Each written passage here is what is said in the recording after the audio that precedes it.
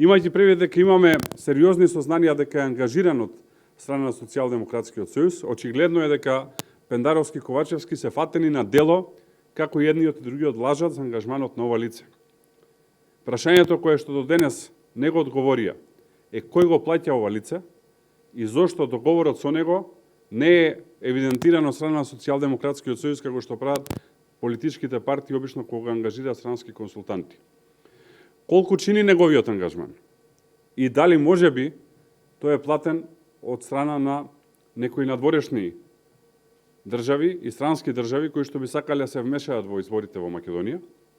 И дали знаат дека со ова прават тешко кривично дело, доколку е така, или можеби го плаќаат дома од домашни извори, но не преку сметка, туку можеби оди плаќањето во кеш, што е исто така тешко кривично дело.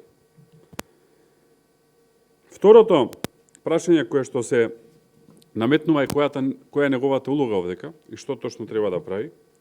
И трето, да поставам ново прашање и да фрлам нова ракавица.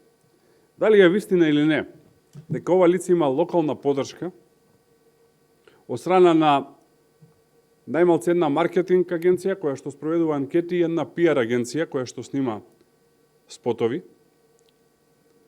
И дали главното седиште на оваа екипа која што му помага пред се во делот на снимање на видео спотови, кои што масовно се споделуваат овие денови и се со црна кампања за ВМРО-ДПМН, дали седиштето на овие лица кои што ги снимаат спотовите е во еден хотел на кеот на Вардар?